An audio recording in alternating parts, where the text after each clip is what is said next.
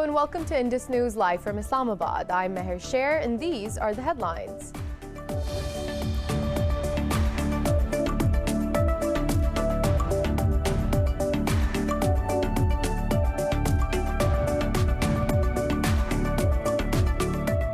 In India, Kerala is set to become the fifth state to bypass the Narendra Modi government's farm laws.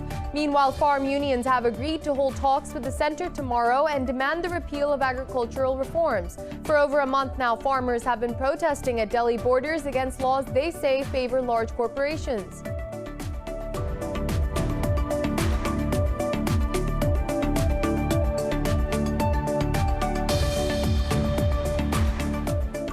The global coronavirus cases have surpassed 81 million with more than 1.7 million deaths.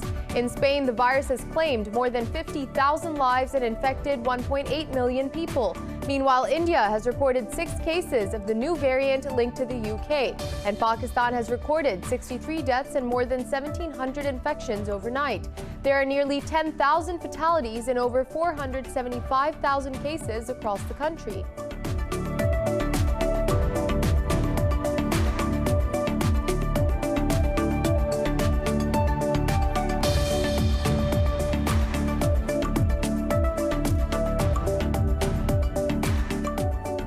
Iran has warned the United States and Israel not to cross its red lines in the Persian Gulf.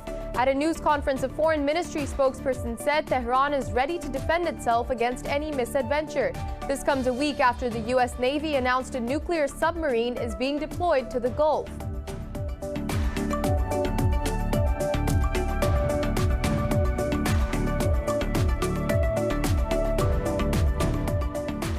In Afghanistan, at least 4 people have been killed in separate attacks across the country. The government blames the Taliban for the attacks, but no group has yet claimed responsibility. The increased violence has raised further concerns about the fate of the ongoing Afghan peace process.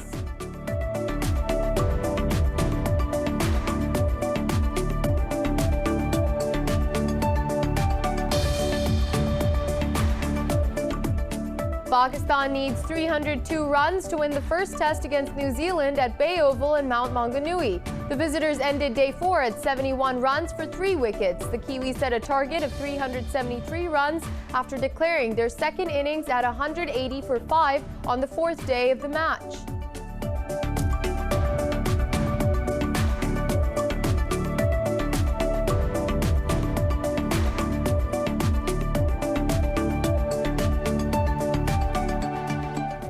Well, those were the headlines. More news in detail after a short break. Stay with us.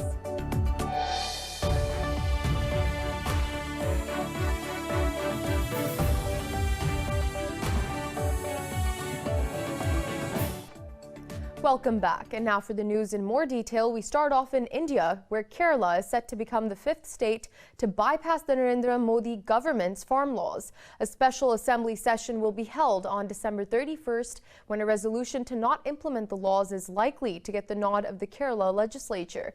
3 Congress-ruled states of Punjab, Chhattisgarh and Rajasthan have already bypassed the centre's agricultural reforms. Delhi became the 4th state earlier this month to follow the example by rejecting all 3 laws after Chief Minister Arvind Kejriwal tore the copies of the bills in a special session. Meanwhile, farm unions have agreed to hold talks with the centre tomorrow and demand the repeal. For over a month now, farmers have been protesting at Delhi borders against reforms they say favour larger corporations. Moving on to Afghanistan, at least 4 people have been killed in separate attacks across the country.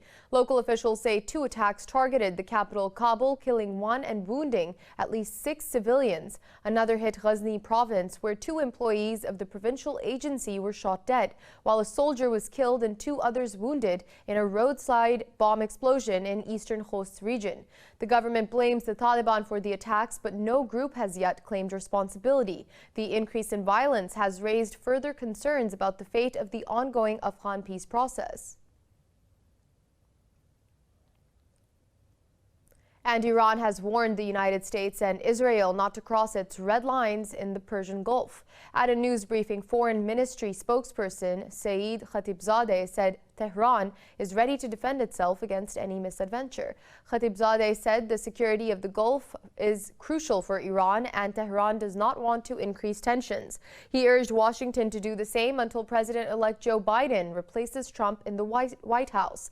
This comes a week after the U.S. Navy announced the deployment of a nuclear submarine to the Gulf. The U.S. House of Representatives has voted to increase coronavirus stimulus checks from $600 to $2,000. President Donald Trump had demanded the increase. The Democrat-led House passed the bill 275 to 134 with support from over 40 Republicans.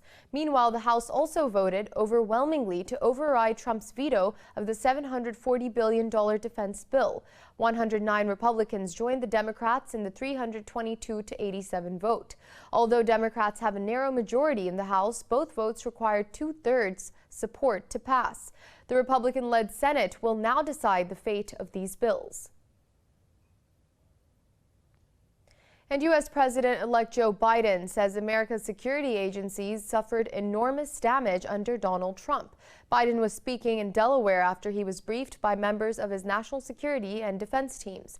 He said roadblocks to communication between his transition team and agency officials can undermine national security. Biden said his team encountered obstruction from political leadership, notably at the Department of Defense. The president-elect termed this as nothing short of irresponsibility by the outgoing administration. Arguing against Trump's America First policy, Biden said the U.S. needs global alliances to deal with challenges. He added that policy processes were weakened and U.S. alliances fell to disrepair.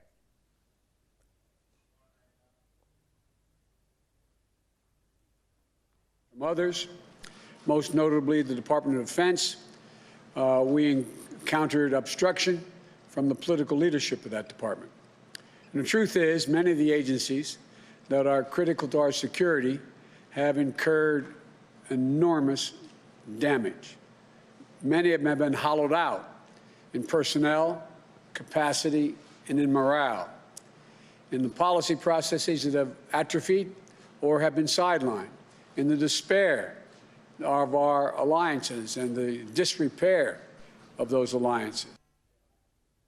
The global coronavirus cases have surpassed 81 million with more than 1.7 million deaths. In Spain, the virus has claimed more than 50,000 lives and infected 1.8 million people. Meanwhile, India has reported 6 cases of the new variant linked to the UK. For more on the pandemic, let's take a look at this report.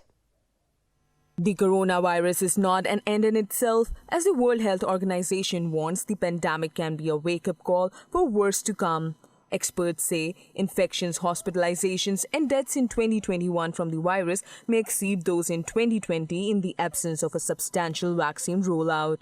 In the U.S. virus hotspot of California, authorities are extending strict stay-at-home orders as hospitals remain overwhelmed. The U.S. forces in Japan and South Korea have started to receive vaccines way before the host countries start their inoculation programs. Meanwhile, officials say the Novavax vaccine can be stored at standard refrigerated temperatures. We now have 6 months. We now have 6 months of data showing that Novavax's vaccine can be stored at just standard refrigerator temperatures, and that's going to make it much easier to be able to get distribution globally, which is why we have plants set up around the world. Russia says its coronavirus death toll is more than 3 times higher than previously reported. Meanwhile, the UK's armed forces will help roll out mass testing to secondary schools and colleges to help students return safely in January. While a study shows that the highly infectious variant circulating in Britain is linked to higher levels of the virus in the blood, the NHS says health workers are back in the eye of the storm as coronavirus cases surge at the end of a tough year. This has probably been the toughest year that most of us can remember. That's certainly true across the health service, where we've been responding to the worst pandemic in a century. Many of us will have lost family, friends, colleagues, and at a time of year when normally we would be celebrating, a lot of people are understandably feeling anxious, frustrated and tired. In Asia, India has reported 6 cases of the UK variant of coronavirus. South Korea reported a record 40 daily deaths as the country grapples with a third wave of infections. Seoul says it will sign a deal with Moderna to offer vaccines for 20 million people. Meanwhile, an outbreak has again been reported in China's capital Beijing, with 15 new cases overnight. And in Pakistan, 63 people have lost their lives to COVID-19 over the past 24 hours. This takes the country's death toll to over 9,992. The health ministry reported over 1,700 new cases overnight. Officials say out of over 475,000 countrywide cases, more than 425,000 people have recovered. The National Command and Operations Center says the number of active cases crossed 50,000 in November. But the cases fell by 10,000 in 1 month to over 39,000 as of today. Meanwhile, Pakistan's Civil Aviation Authority has extended restrictions on inbound UK travel till January 4th. The ban has been imposed due to the new variant of coronavirus in Britain.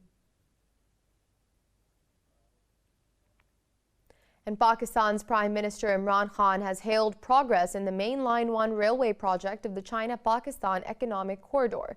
Chairing a meeting, Khan said the project will establish a modern communication infrastructure in the country.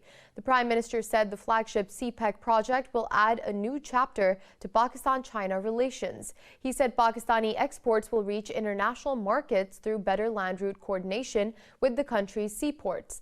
The meeting was attended by CPEC Authority Chairperson Asim Salim Bajwa along with other senior officials.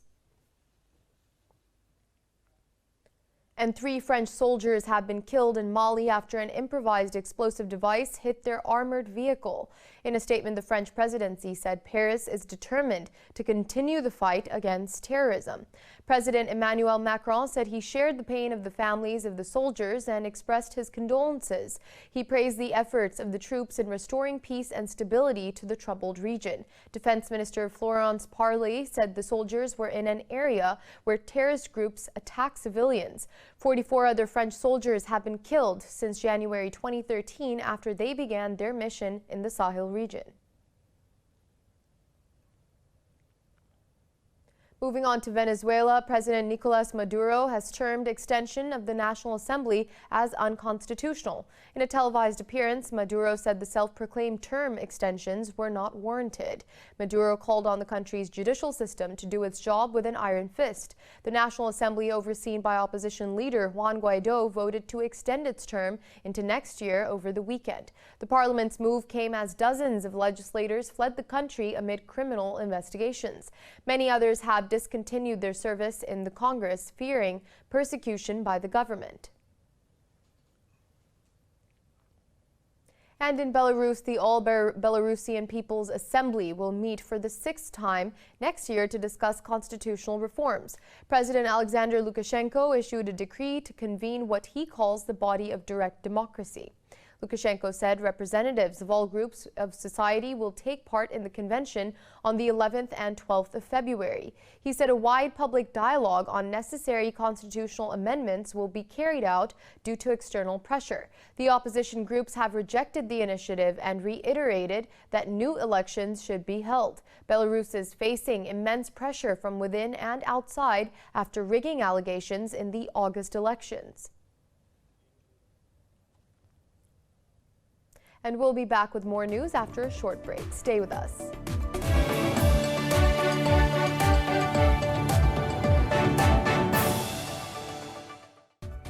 We're back with more news in detail. In Yemen, an emergency vaccination campaign against cholera is underway in the southeastern province of Hadramaut.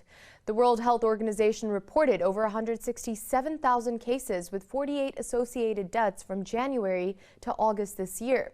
Officials say outbreaks were reported in the winter in the remote Hajar district, the first time in decades. They say UNICEF, WHO, and Yemen's health authorities have joined forces to fight the disease. The campaign focuses on 40,000 people in the district's rural and urban regions. The UN has declared Yemen as the worst case of a humanitarian crisis fueled by the war since 2015.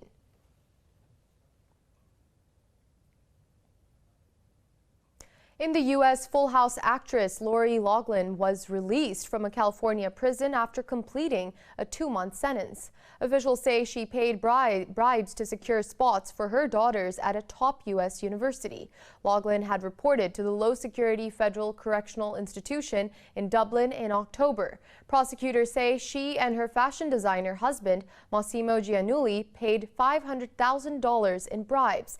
After initially fighting the charges, they pleaded guilty in May to conspiracy to commit wire and mail fraud. Giannulli is serving a 5-month sentence at a prison in Lompoc, California. He will be released in April.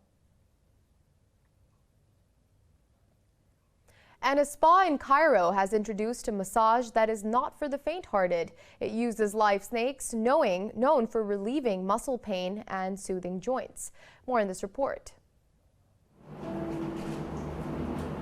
Soothing tunes play in a small Cairo spa room as live snakes slither on the backs and faces of customers looking for pain relief. Masseurs first rub oil on clients' backs and then use a combination of pythons or around 28 different types of non-venomous snakes for those partaking in the adrenaline-fueled 30-minute session. Dea Zain came across the new service while browsing through his social media and was instantly eager to try it. After the snakes were placed on my back, I felt a sense of relief and rejuvenation. I was nervous at first, scared of snakes being on my body, but the fear, anxiety and tension were reduced and the session gave a sense of relaxation as the snakes went over my back, and having them there boosted my self-confidence.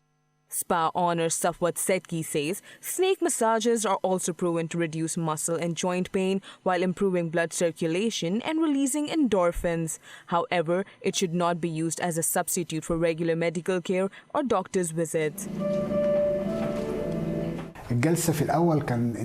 When we first introduced the session, a lot of people were afraid. They said, "Snakes? How can you use snakes?" But once we started explaining to the people the benefits of this massage, which I already mentioned, the idea was accepted by a lot of people, especially those who have a phobia or fear of snakes. Setki started by offering the session for free to those wishing to try it, but now charges around $6 for the 20 or 30-minute session. Well, fresh snowfall in the Himalayan region of India overnight brought joy to tourists, but it also intensified the cold wave in the upper belt of the country. More in this report.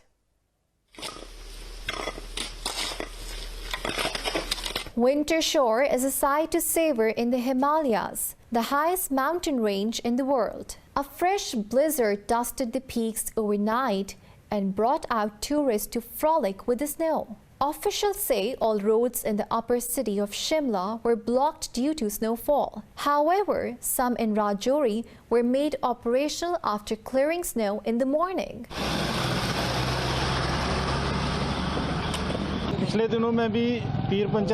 Recently, there was heavy snowfall along the Pir Panjal range. Today, the valley also received heavy snowfall. The cold wave has intensified very strongly because of this snowfall. The snowfall in Shimla continued overnight, taking the temperatures to sub-zero levels in the surrounding areas as well. We came here yesterday morning and it was very sunny. We didn't think it would get this cold all of a sudden today. When we woke up in the morning and came to the ridge, everything was white. We are enjoying the snow. The Indian Meteorological Department has warned of a further cold wave across the country, with more snow and rains forecast till the new year. And in Colombia, a restaurant is offering a juicy 24-karat gold-topped hamburger for a whopping $60, whereas the price of a regular Big Mac is $5. More about the gold burger in this report. A gold burger was unheard of until a restaurant in Bogota introduced it. The owner of the Colombian Toro McCoy restaurant says he was inspired by restaurants in Turkey where they serve a similar burger. The idea of the McCoy Gold was born from a trip made by the owner of Toro McCoy to Turkey. He ate the steak with gold leaf, so he decided to bring the idea here to Colombia. It is a unique idea because you don't have to travel to try an experience like this. The hamburger is sandwiched with double beef patties, caramelized bacon, crispy onions, and double cheese between the brioche bread. Finally, the burger is topped with 5 pieces of 24K edible gold leaves that are imported from the US. Each sheet of gold is 0.0015 millimeters thick. People who have come to eat it say it is worth it. But there are also people who say they prefer to buy clothes or shoes for the cost of the hamburger, but that's their point of view. The owner of the restaurant hopes to bring new culinary experience to Colombian diners unable to travel due to the coronavirus pandemic.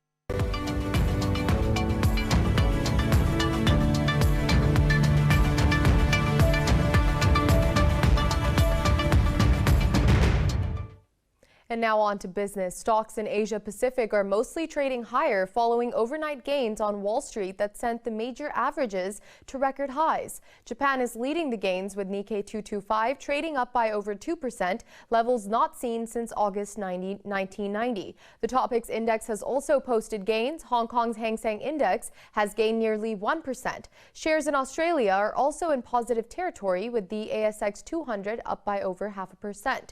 South Korea's Kospi has edged up fractionally. Meanwhile, mainland Chinese shares have fallen below the flat line.